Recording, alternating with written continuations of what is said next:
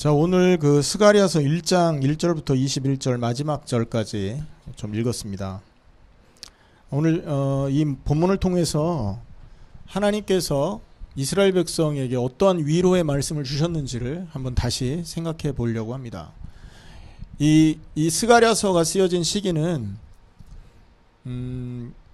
학개 선지자의 시대하고 같은 시대입니다. 스룹바벨과 학개와 스가랴가 같은 동시대의 사람들인 거죠. 자, 그러면 이 스가랴서가 언제 쓰여졌냐 하면 성전 재건축이 시작되고 나서 18년 후에 쓰여진 그러니까 16년 동안 이렇게 성전 건축이 중단되었을 때 그때 쓰여진 거죠.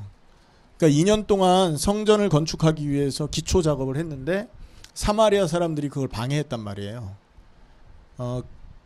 그래서 성경에는 그 사람들이 아하수에로 임금에게 편지를 보내서 그 성전 건축을 방해했다고 나오죠.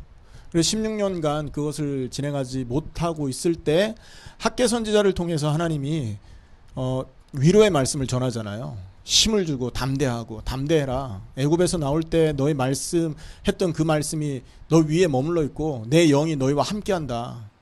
이 스룹바벨 힘 빠져 있는 지도자 스룹바벨과 장로들에게 했던 말입니다. 그리고 학개 선지자를 통해서는 또 무슨 말을 했습니까? 너희는 산에 올라가서 나무를 해다가 성전을 건축해라. 사실은 초라한 성전이겠지만 솔로몬 시대에 지었던 그 레바논 백향목과 같은 비싼 나무, 비싼 재료를 가지고 지은 성전보다는 초라한 성전이겠지만 이 전에 나중 영광이 솔로몬 이전 영광보다 훨씬 더 클 것이다. 누구를 바라보라는 얘기예요. 그렇죠. 이 성전 건물 자체 그 능력이 있는 게 아니고 성전이 바로 그리스도를 상징하고 있거든요. 그 그리스도가 하늘과 땅을 진동하고 이 땅에 임할 거니까 미래에 임하실 그리스도 미래에 이 땅에 임하실 그리스도의 그 영광을 바라보고 너희들 힘내라. 지금 이거는 아무것도 아닌 것이다. 현실을 보고 낙심하지 말아라. 그리스도의 영광을 보고 힘을 내야 된다라는 말씀을 학개를 통해서 하셨단 말이에요. 하나님이 이런 그 말씀을 학개와 스가랴를 통해서 계속 위로의 말씀을 하시는 이유가 어디 있을까를 생각해 봅시다. 이 예루살렘 성전 건축하는 것이 바로 메시아의 상징이기 때문에 그런 것입니다. 가나안 땅에 임하실 메시아가 약속되어 있잖아요. 약속된 메시아의 언약을 놓치면 안 되니까 하나님이요 성전 재건축을 통해서 하나님의 약속을 확인시키는 것입니다. 근데 이 사람들은 지금 하나님의 약속이 끊어졌다 생각하고 성전이 무너지고 초라해졌기 때문에 자기 자신들이 굉장히 낙심할 수밖에 없었던 거죠. 그러니까 그러지 말라고 하나님이 이 중차대한 이 성전 건축의 그 과업을 달성할 수 있도록 계속 힘주는 말씀을 하고 계신 겁니다. 그래서 학개를 통해서도 그런 말씀을 하셨던 것이고 스가랴를 통해서는 어떤 말씀을 했는지를 좀 살펴봐야 되겠죠. 학개도 위로의 말씀을 했지만 스가랴를 통해서도 하나님이 중요한 언약의 말씀을 하고 있다는 겁니다. 자, 그래서 오늘은 하나님께서 이 위기 속에 빠진 이스라엘 백성들에게 스가랴를 통해서 주신 말씀이 있는데 그 말씀을 듣고 이들이 힘을 내서 성전 건축을 시작했다고요. 혹시 우리가 중요한 일을 앞두고 있었고 또 하나님의 계획을 이루기 위하여 이렇게 달려오다가 혹시 중단된 무언가가 있다면 오늘 이 말씀을 듣고 힘을 내야 될 줄 믿습니다. 그래서 오늘은 스가랴를 통한 하나님의 위로라는 제목으로 말씀을 나눌 것입니다.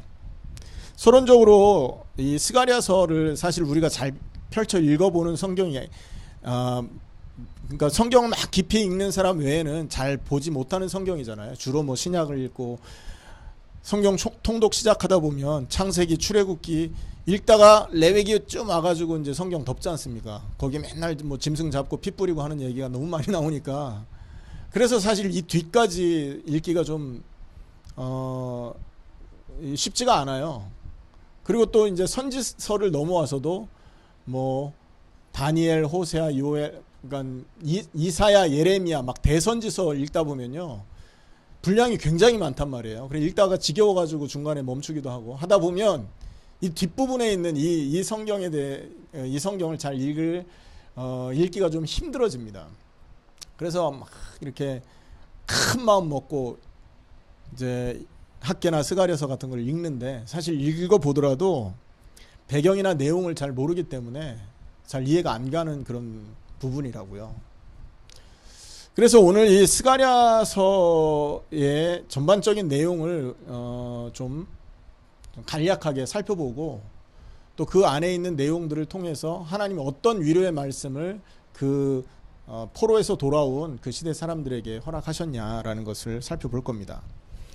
시기는요, 이 스가랴 선지서의 시기는 아까 말씀드렸듯이 학개와 스룹바벨 시대에 써진 겁니다. 그러니까 포로에서, 다시 말해 바벨론 포로에서 70년 만에 돌아온 이후에 쓰여진 책인 거죠. 그리고 성전 재건축이 그 기초가 놓여진 2년 이후에 중단되어 있을 그 당시에 하나님께서 스가랴의 입을 통해서 낙심해 있는 이스라엘 백성과 지도자들에게 힘주기 위해서 써진 책입니다. 그래서 내용을 간략하게 보면 그러니까 이 스가랴서는 두 부분으로 나눠집니다. 스가랴가 젊을 때 썼던, 그리고 이제 학개와 같은 시기에 썼었던, 같은 시대 배경을 갖고 쓰여진 책이 있는데, 그게 전반부 1장에서 8장까지 내용이에요. 두 부분으로 나눠집니다. 그리고 9장에서 14장까지는 이게 있잖아요. 시대 배경이 언급되어 있지 않지만 이렇게 살펴보면 아하수에로 왕이 통치하던 시대를 배경으로 갖고 있습니다. 2차 포로 귀환 그쯤이죠.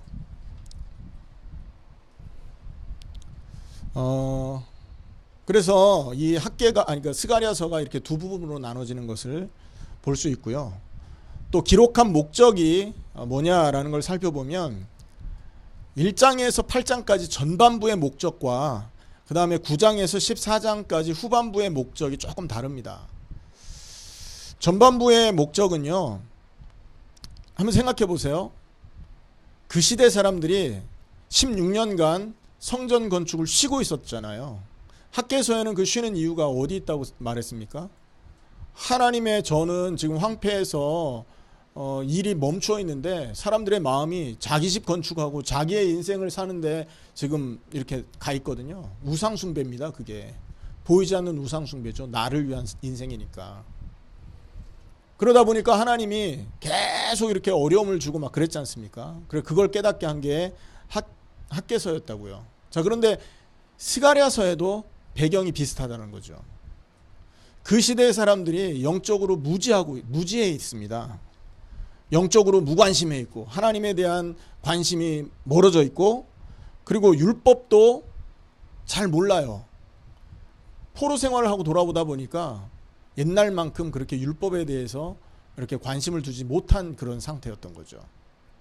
나중에 살펴볼 얘기지만 하나님께서 이 율법을 가르치기 위해서 에스라 선지자를 세워가지고요, 말씀을 회복시킵니다. 그래서 에스라 시대 대각성 운동이 또 한 번 일어난다고요. 그러니까 이런 과정들이 필요할 만큼 이 시대가 율법에 대한 무지함에 쌓여 있었다는 거예요. 그리고 또 도덕적으로 불의한 삶이 심각한 문제로 대두되고 있었던 시대였어요. 그러니까 16년 동안, 그러니까 포로에서 돌아왔고 하나님이 그들에게 은혜를 다시 베풀었음에도 본성이 아직 남아있는 거죠. 이게 우리가 가지고 있는 창세기 3장의 배경인 겁니다. 그래서 한 세대가 지나고 나면 이게 정화가 되는 게 아니라 또 똑같은 문제가 반복되는 거예요. 그러니까 그러한 도덕적 불의한 삶이 심각한 문제로 대두되는 그런 시대에 하나님의 축복이 임해야 될 거 아닙니까? 그래서 그 하나님의 축복이 임하기 이전에 먼저 해결돼야 되는 게 뭐냐? 하나님의 백성들의 삶의 성결을 필요로 했던 것입니다. 성결한 삶. 사실 이 성결한 삶을 완벽하게 살아낼 수는 없을 겁니다만, 그들이 하나님의 그 말씀을 받은 백성들이잖아요. 그러다 보니까 자기들이 도덕적으로 타락해 있고 이럴 때마다 예배를 회복하고 이 죄악된 자기의 중심을 하나님 앞에 통해 자복하는 이런 삶을 하나님이 요구했던 것이죠. 100% 선하게 막 많은 사람들에게 막 이렇게 존경받으라고 하는 말이 아니고요. 그래서 이게 뭐냐? 첫 번째 기록 목적이라는 겁니다. 성결한 삶을 하나님 도덕적으로 또 영적으로 이렇게 타락해 있는 이 시대에 하나님의 언약을 붙들고 다시금 그 영적인 삶을 회복해라. 그게 첫 번째 목적이고요. 두 번째 스가랴서 전반부의 목적은 예루살렘 성전 재건을 중단한 그들을 위로하고 그 성전 완공을 독려하는 게 두 번째 목적이었어요. 16년간이라는 그 세월 동안 진행되지 않던 그 성전 건축을 다시 회복할 수 있도록 위로하고 독려하는 것이죠.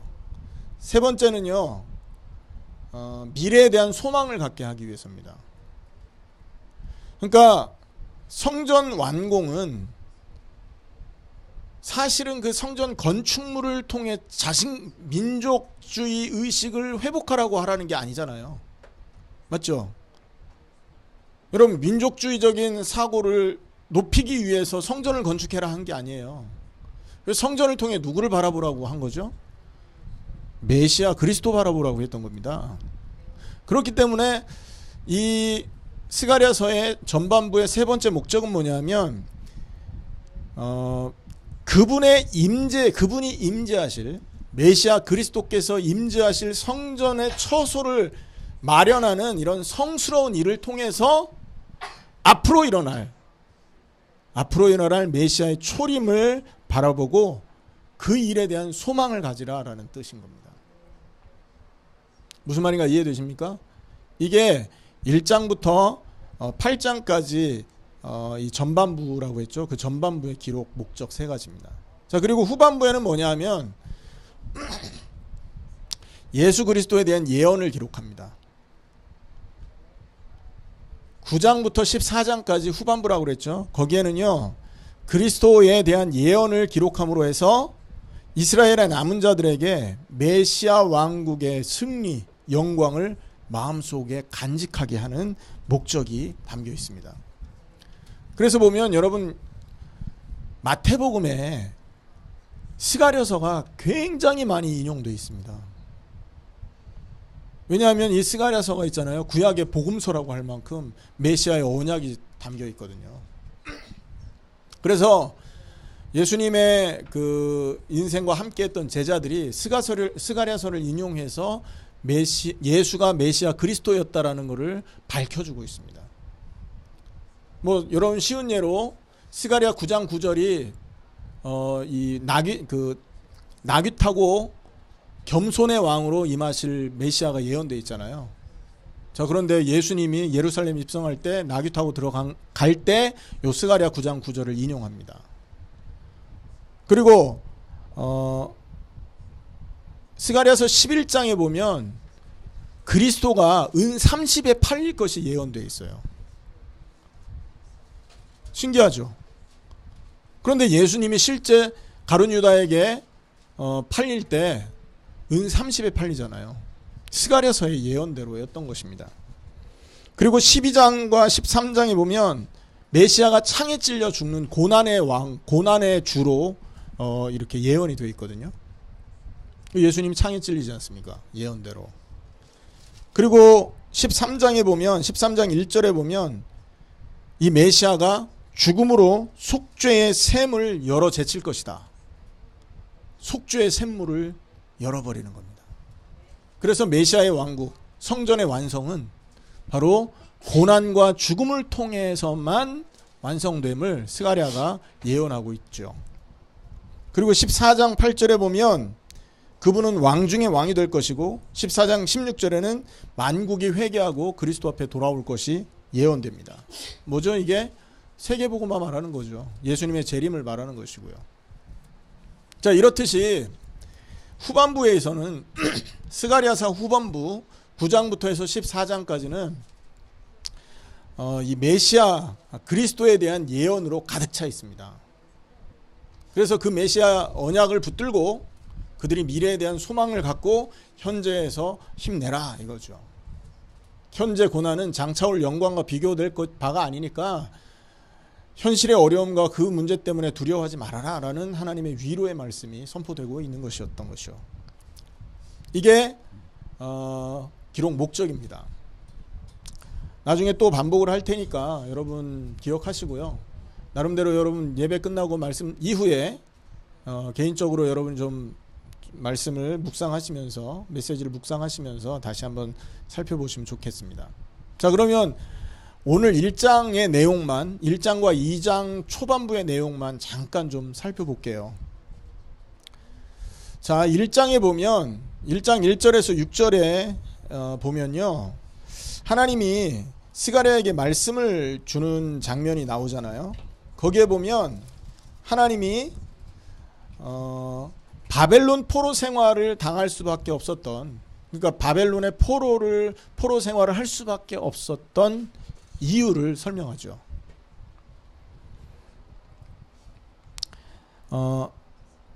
2절에 보면 여호와가 너희 조상들에게 심히 진노하였노라.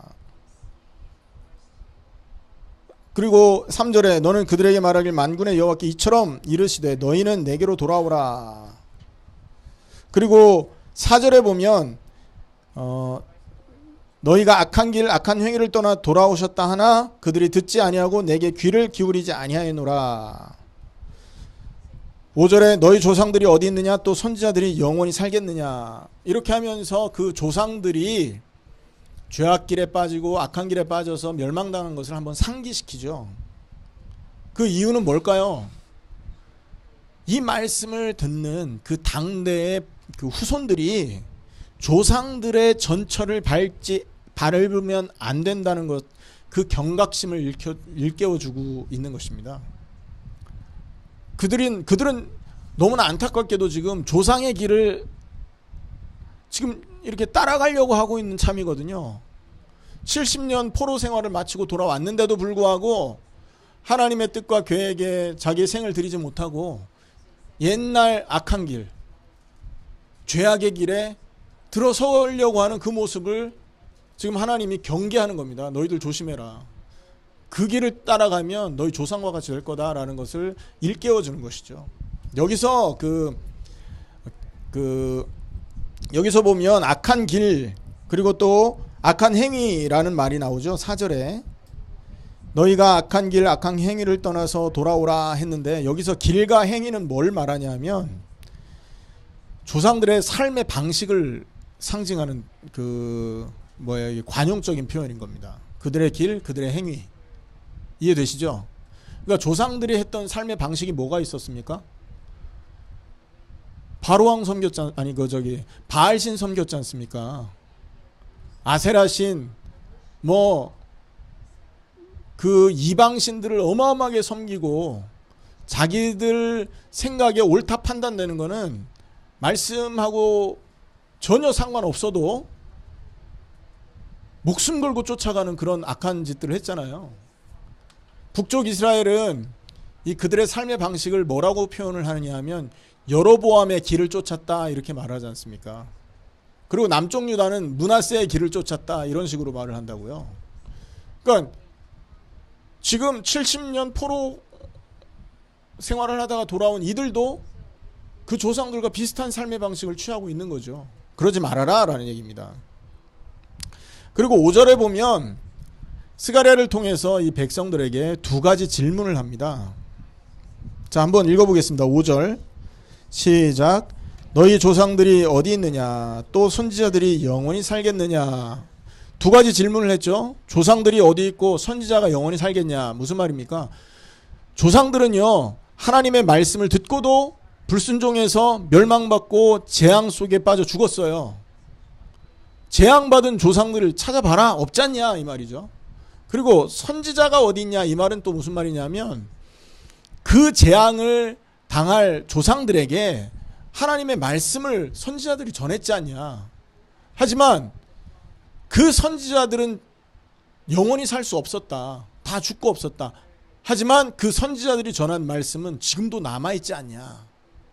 그 말인 거죠. 그래서 재앙당한 열조들은 죽었고 그 재앙을 경고한 하나님의 말씀을 전하는 선지자들도 죽어서 사라지는 존재에 불과하다. 사람은 이렇게 유한하고 피조물이기 때문에 연약한 존재다. 하지만 하나님의 말씀은 영원히 의지해야 되는 우리의 언약이 되는 것이다 라는 말을 지금 5절에서 하고 있는 겁니다. 뭐 사실 그렇지 않습니까? 이 세상에 영원한 것은 존재하지 않습니다. 그죠? 따라서 한낱 피조물인 우리는 무엇을 의지하고 살아야 하느냐? 영원하신 하나님의 말씀에 의지하고 살아야 한다라는 것을 강조하는 표현으로서 이 5절을 이렇게 말하고 있는 겁니다. 그래서 스가랴 선지자는 과거를 돌이키고 현재 백성들에게 회개해야 된다는 것을 촉구하고 있는 거죠. 그리고 이 스가랴 선지자의 1절 이 전반부에 나오는 이 서론과 같은 이 내용은 열조들의 전철을 밟지 말라고 하는 강한 권고가 되는 겁니다.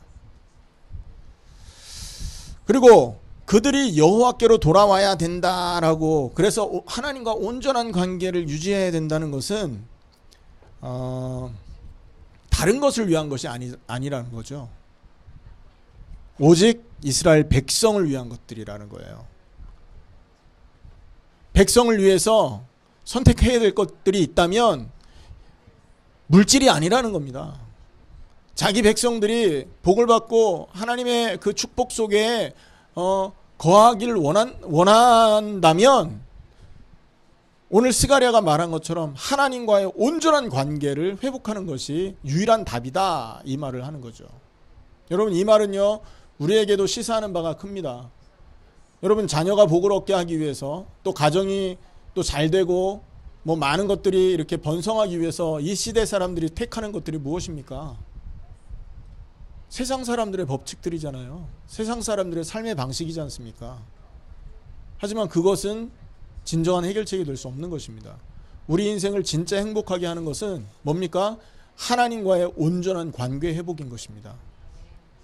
맞습니까? 거기에 우리가 정말로 답을 갖고 있다면 여러분, 어떤 문제가 오더라도 의연할 수 있습니다. 왜? 하나님과의 관계 회복하면 되는 거니까요. 지금 스가랴 선지자가 이렇게 낙심해 있고 하나님이 명령했던 이 계획을 지속하지 못하는 그 시대 백성들에게 하나님과의 관계를 회복해야 된다. 너희는 회개하고 너희의 악한 행실에서 돌이켜서 하나님을 만나야 된다함을 강조하고 있는 것이죠. 자, 그리고요 계속 살펴보면 스가랴 1장 7절에부터 이제 하나님의 그 위로의 말씀이 등장하고 있습니다. 자, 위로의 말씀이 이렇게 그냥 하나님이 주시는 음성으로 들린 게 아니고 이 스가랴에게 환상으로 보여집니다. 이게 좀 특이한 장면이죠. 하나님이 스가랴에게 어떤 환상을 보여줬냐? 아까도 말씀드렸지만 한 8가지의 환상을 보여주는데 그 중에 오늘은 한 3가지 정도만 간략하게 살펴보는데요. 첫째 환상은 뭐냐 하면 붉은 말을 타고 화석류 나무 사이에 있는 자를 보여줍니다. 자, 하나님, 그러니까 스가랴가 궁금할 거 아닙니까? 저 화석류 나무에 서 있는 저 말 탄 자들이 누굽니까? 라는 질문을 했어요. 이때 하나님이 스가랴에게 무슨 대답을 해주셨습니까? 16절에 한번 보시기 바랍니다. 16절 17절 같이 읽습니다. 시작. 그러므로 여호와가 이처럼 말하노라. 내가 불쌍히 여김으로 예루살렘에 돌아왔은즉 내 집이 그 가운데 건축되리니 예루살렘 위에 먹줄이 쳐지리라. 만군의 여호와의 말이니라. 그가 다시 외쳐 이르기를 만군의 여호와의 말씀에 나의 성읍들이 넘치도록 다시 풍부할 것이라. 여호와가 다시 시온을 위로하며 다시 예루살렘을 택하리라 하라 하니라. 아멘. 무너진 예루살렘을 건축할 것이다. 그 소식을 전하기 위해서 하나님이 저 말탄 사람들을 준비했다. 이거를 스가랴에게 가르쳐 준 거죠. 이해되십니까, 여러분? 그러니까 하나님이 이 시대, 하나님이 지금 이 세대에 하실 일이 이것이다라는 것을 보여주는 거예요. 환상을 통해서. 이 시대에 하나님이 하실 일이 뭐라는 걸 보여주는 겁니까? 예루살렘 재건을 할 것이다라는 거예요. 그 시대를 볼 수 있도록 눈을 열어준 거죠. 스가랴는 이 말씀을 성전 건축이 중단된 것 때문에 낙심해 있는 이스라엘 백성들에게 전달을 한 것입니다. 자, 그 말을 들은 이스라엘 백성들에게는 어떤 마음이 들겠습니까? 아, 이 시대가 우리는 모르고 있었지만 하나님이 모든 것을 회복하기 위해 준비되어 있는 시대였구나라는 걸 깨달았겠죠. 그죠? 성전 건축을 위해서 하나님이 모든 것을 준비한 시대가 지금 내가 살고 있는 이 시대구나라는 걸 본 겁니다. 때를 분별한 거예요. 두 번째 한번 보세요. 18절부터 보면 눈을 들어본 즉 네 개의 뿔이 보이기로, 그리고 또 20절에 보면 그때 여호와께서 대장장이 4명을 내게 보이시기로 이렇게 말합니다. 그러니까 두 번째 환상인데요. 자, 두 번째 환상에서 보인 게 뭡니까? 4개의 뿔과 또 뭐가 보였어요? 대장장이가 보였잖아요. 자, 그러면 여기서 그 환상을 보고 또 궁금할 거 아닙니까? 스가랴가 묻습니다. 아니 하나님, 저 4개의 뿔이 뭡니까? 또 저 대장장이가 뭘까요? 라고 질문을 했더니 하나님이 답을 하시죠. 자, 19절에 보세요.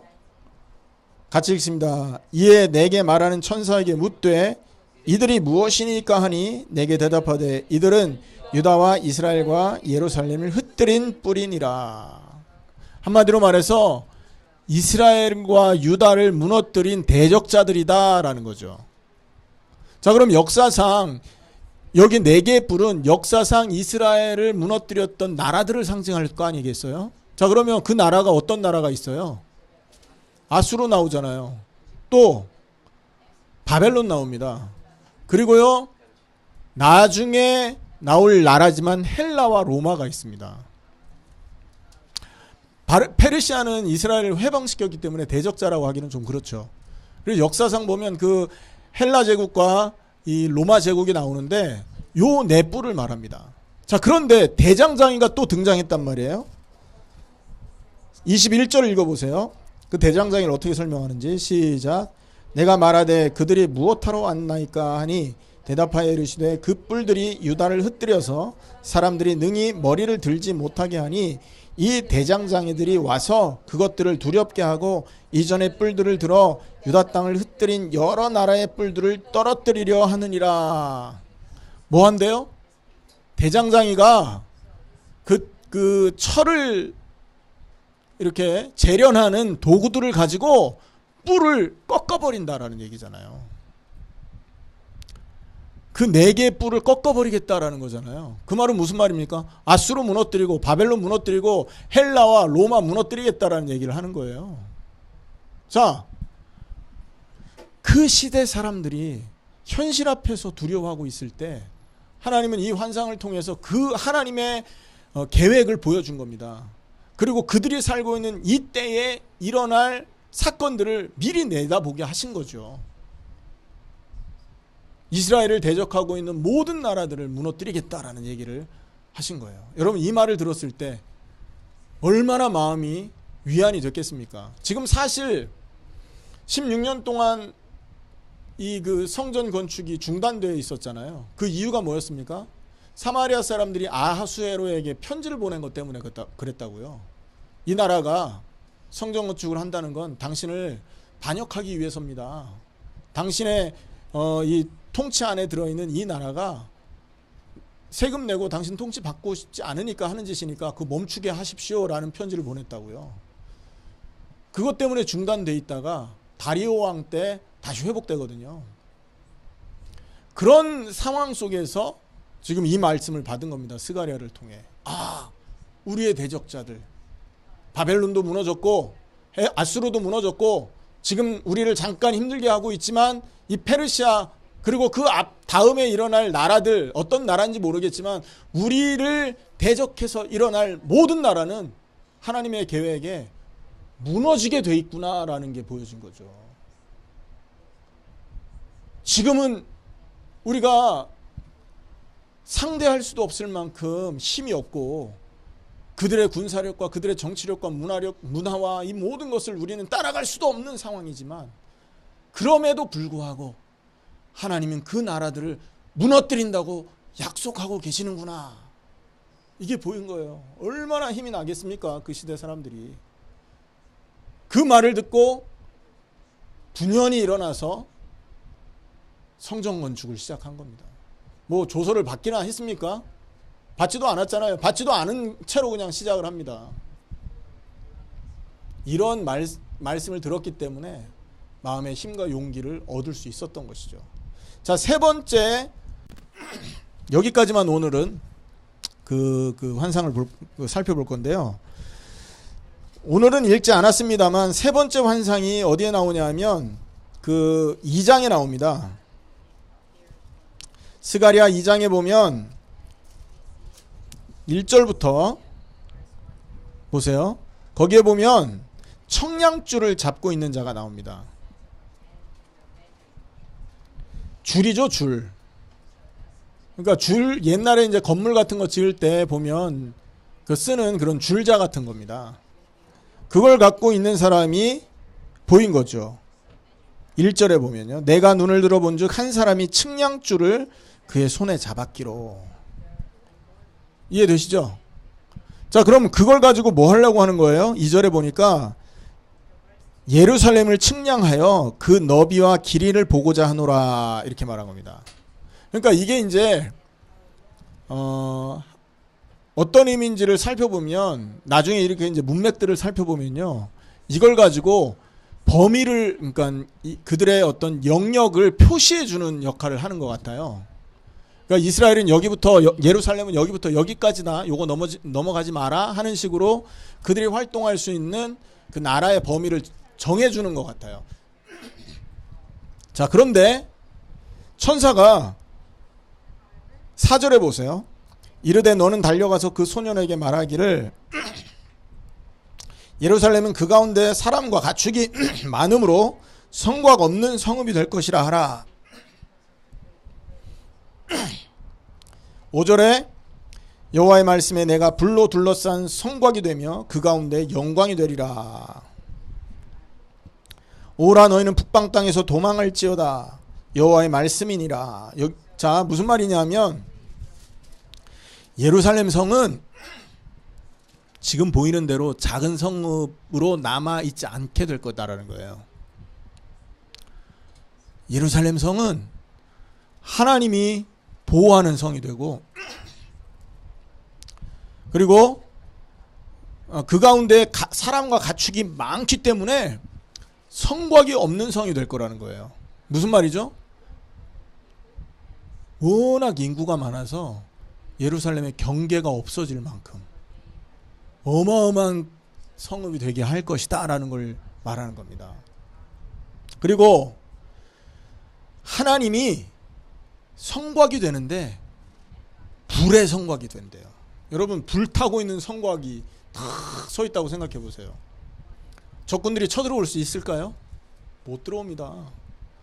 그 불의 성곽이 되어서 하나님이 이 예루살렘을 지켜줄 거다. 그 안에 있는 백성들과 그 안에 있는 가축들을 이렇게 보호해 줄 거다라는 거잖아요. 그러니까 측량줄을 가지고 재지 말아라. 너희가 가지고 있는 측량줄은 이 예루살렘 전체 영역을 다 잴 수 없을 것이다. 하나님이 보호할 거니까. 근데 현실은 어떻습니까? 지금 아수에로 임금의 그 조서 때문에 16년간 할 일을 못하고 있어요. 그리고 먹는 것도 없어가지고 맨날 농사 지면 흉년 들고 흉년 들고 자꾸만 하는 일 무너지고 그러고 있다고요. 그런 절망 상황에서 이 말을 한 겁니다. 여러분, 이 말을 정말로 마음으로 믿고 받아들인 사람의 마음은 어땠을까요? 그렇지. 지금은 내가 연약하지만 하나님이 나에게 불의 성곽이 되고 하나님이 나에게 보호막이 되어서 나를 지킨다면 아무것도 문제되지 않을 거 아니냐라는 확신과 용기와 기쁨과 희열이 생겼을 거 아니겠습니까? 그죠? 스가랴를 통해서 환상을 보여주고 말씀을 주신 거예요. 그 시대에 고통당하고 있는 그들에게, 백성들에게 스가랴의 이 메시지는 어마어마한 힘이 된 것입니다. 그래서 보면 아까 6절에 보면요, 2장 6절에 보면 북방에서 오라 너희는 북방 땅에서 도피할지어다 그랬잖아요. 이 북방 땅이 바벨론에 포로되어 있는 그 페르시아, 아직 페르시아에서 이 예루살렘에 돌아오지 않은 그 사람들을 말하는 거거든요. 그 땅에 남아있는 자들은 도망치래요. 여호와의 말씀이니라. 이는 내가 너희를 하늘 사방에 바람같이 흩어지게 하였습니다. 여호와의 말씀이라. 바벨론 성에 거주하는 시온아, 이제 너는 피할지어다. 피해서 하나님의 예비한 그 예루살렘으로 돌아와라. 이 말을 계속 하시는 거죠. 자, 오늘 다 살펴보지는 않았습니다만 하나님께서 하나님의 뜻을 이루기 위하여서 이스라엘 백성에게 말씀으로 큰 위로를 주고 계시는데요. 이 말씀을 통해서 발견할 수 있는 게 중요한 사실 한 가지가 있습니다. 이 세 가지 환상 앞으로 이제 살펴볼 거지만 이 환상을 통해서 하나님 보여주는 게 한 가지가 있어요. 그게 뭐냐? 이 시대에 하나님이 하실 일은 이것이다 라는 걸 보여주는 거예요. 하나님이 정하신 그 시대에 행하실 일을 아는 사람은 어떻게 되겠습니까? 두려워하지 않게 되는 것입니다. 여러분, 노아를 생각해 보세요. 노아 시대에 하나님이 하실 일이 무엇이었습니까? 노아 홍수 시대에 하나님이 하실 일이 뭐였어요? 방주 지어서 그들 구원해내는 거였잖아요. 그 노아 홍수 시대에 하나님이 행하실 일을 알았던 노아는 어떻게 된 겁니까? 방주를 지은 겁니다. 뿐만 아니라 하나님의 복을 받을 수밖에 없었던 거예요. 비록 그가 사람들에게 조롱은 받았습니다. 왜냐하면 노아가 방주를 강가에 지은 게 아니거든요. 방주 어디다 지었습니까? 산 위에다 방주를 지어요. 그러니까 사람들이 봤을 때 저 늙은이가 평상시에도 저 띨띨하더니 이제 완전히 맛이 갔구나. 어찌 저 배를 산에다 짓느냐. 하나님이 그 시대에 행할 일을 알지 못했던 사람들에게 노아는 손가락질 당할 사람이었습니다만, 하나님이 하실 일을 알았던 노아는요, 하나님의 말씀을 순종하고 산에다 방주를 지음으로 해서 그 인생을 구원받을 수 있었던 것입니다. 하나님의 그 때를 알았던 사람, 하나님이 행하실 일을 그 시대에 하나님이 행하실 일을 알았던 사람들은 그 일을 향해서 움직여야만 되는 것입니다. 모두 다 나무 짊어지고 망치 짊어지고 산으로 올라갔었어야 되는 거예요. 그래야 살았던 겁니다. 또 하나 예를 들어보겠습니다, 여러분. 모세 시대는 하나님이 하실 일이 뭡니까? 출애굽이었어요. 맞죠? 400년간 애굽에 노예되어 있던 그 사람들을 건져내는 일을 하나님이 그 시대에 완수하기 원했던 것입니다. 그래서 그 백성이 메시아가 오실 가나안 땅으로 가기를 원했던 겁니다. 그 시대에 하나님이 하실 일을 알았던 모세는요, 어떤 환난과 어떤 환경에도 무너지지 않았습니다. 자기 눈앞에 홍해가 가로막고 있었지만 모세는 담대하게 백성들에게 말하잖아요. 하나님이 행하시는 구원을 봐라. 오늘날 너희에게 너희가 본 저 애국 군대는 다시는 보지 못할 것이다. 이렇게 말을 할 수 있는 것입니다. 여호수아 갈렙도 마찬가지죠. 산지를 향해서 갈렙이 말하잖아요. 저 산지 나에게 달라고. 그 시대에 하나님이 무슨 일을 하는지를 알면 그렇게 되는 겁니다. 여러분, 이 성전을 재건축하는 이 시대에 하나님의 뜻은 무엇입니까? 하나님 무슨 일을 하는 겁니까? 첫째는요, 회복시키는 일을 하고 있는 것이었습니다. 70년간 그죠? 노예살이하던 포로 생활하던 그들을 회복시켜서 그곳에 메시아가 임재하는, 그리스도가 임재하는 성전 짓는 것을 하나님이 하기 원했던 거거든요. 그래서 이 뜻을 하나님이 스가랴 선지자를 통해서 계속 가르쳐 준 겁니다. 걱정 말아라. 지금은 어려운 것 같지만 그게 어려움이 아니다. 분명히 너희들은 회복하게 될 것이다. 붉은 말을 타고 석류나무 사이에 있는 사람들을 통해서 하나님이 전달하고자 했던 메시지가 그거잖아요. 그리고 넷불과 대장장이 4명을 가지고 했던 말이 뭡니까? 너희들을 대적하고 있는 모든 나라는 무너질 것이다. 걱정하지 말아라. 측량줄을 잡고 있는 그 사람을 통해 하나님 주신 말씀은 뭡니까? 너희들은 성곽 없는 성이 될 것이다. 너희 나라는 어마어마한 나라가 될 것이다. 물론 이거는 메시아의 나라를 말하는 겁니다. 그죠? 이스라엘이 완전히 이렇게 전 세계를 지배하지 않는 한 이런 일은 벌어지지 않죠. 하지만 그리스도가 통치하는 나라는 온 세계의 경계가 없어지는 거잖아요. 흑인이든 백인이든 아시아인이든 상관없이 한 나라 백성이 되는 거 아닙니까? 그래서 메시아를 상징하는 것이지만 어쨌든 이 말씀을 받았던 그리고 이 말씀이 완성될 걸 믿었던 이 시대 사람들은 흔들리지 않을 수 있었던 거죠. 하나님이 행하실 일이 무엇인지를 보여줬기 때문에 그렇습니다. 결론입니다, 여러분. 현실적으로는요, 이 시대가 사실은 학개와 스가랴 시대하고 비슷합니다. 학개 스가랴 시대는 뭐예요? 메시아의 초림을 바라보면서 성전을 건축하는 시대였잖아요. 그죠? 그 메시아의 언약을 갖고 있는 이스라엘 백성들이 고통 속에 있던 시대였지 않습니까? 자, 그런데 지금은 어떻습니까? 메시아의 재림을 내다보고 하나님의 뜻을 이루어가는 시대가 지금 시대입니다. 근데 현실은 어때요? 그때하고 비슷해요. 악인들이 힘을 얻어요. 불의한 자가 더 잘 나가요.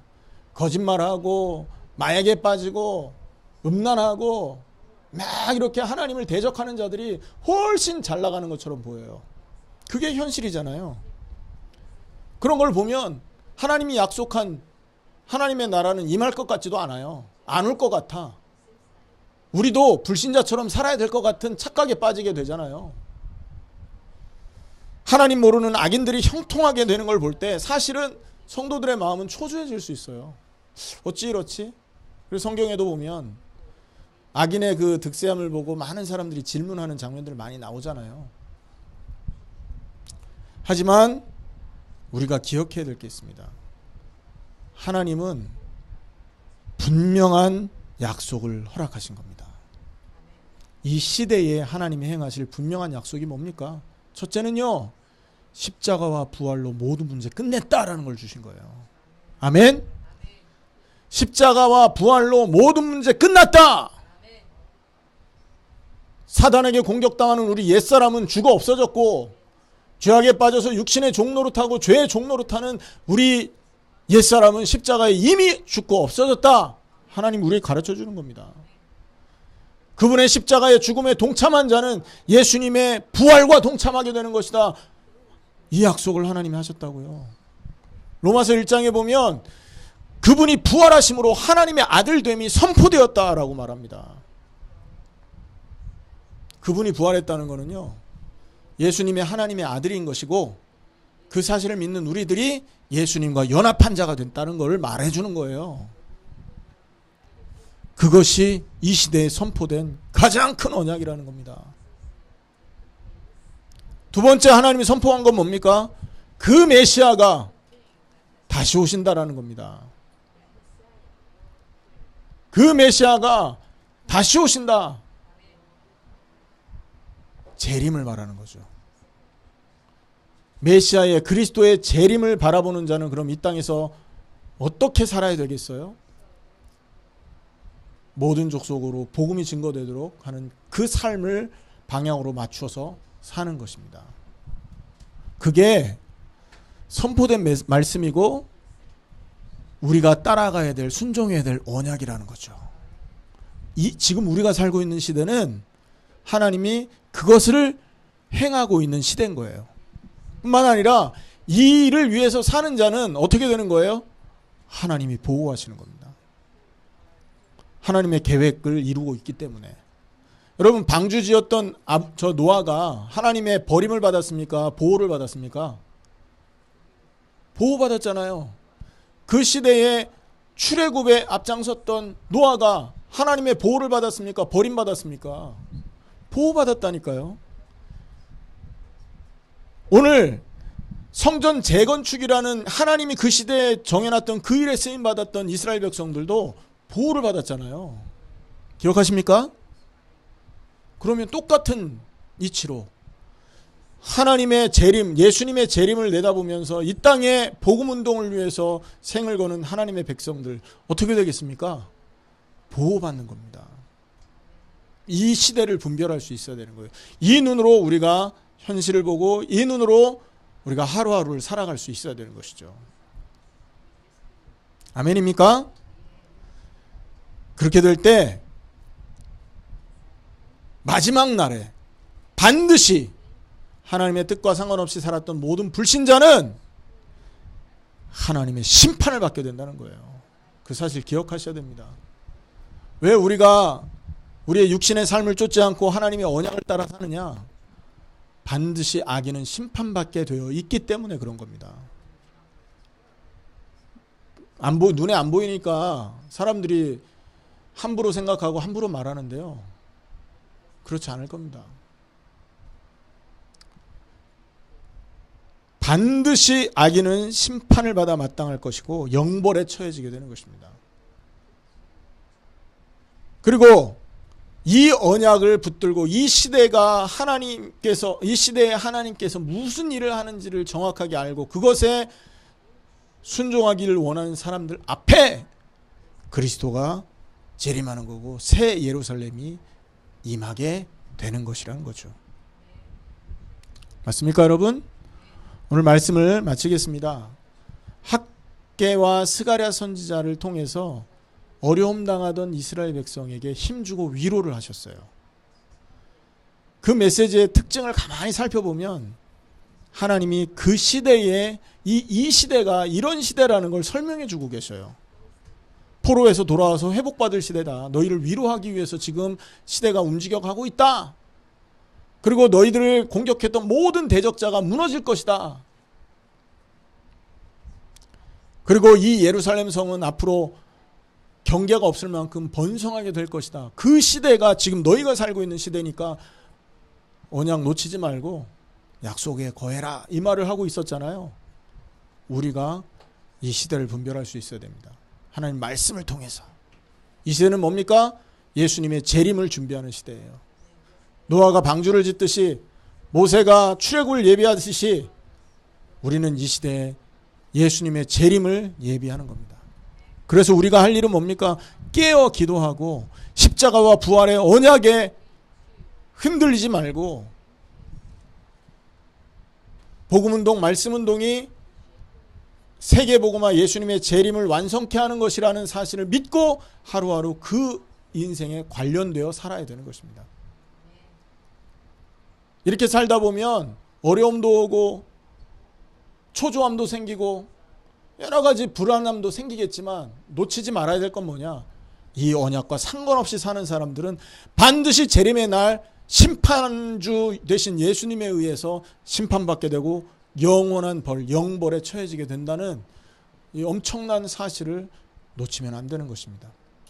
그래서 여러분 하루하루 정말 하나님의 언약을 붙들고 또 이 언약에서 떠나지 않음으로 마지막 시대에 하나님의 계획을 이루어드리는 여러분 되기를 예수님의 이름으로 축원합니다.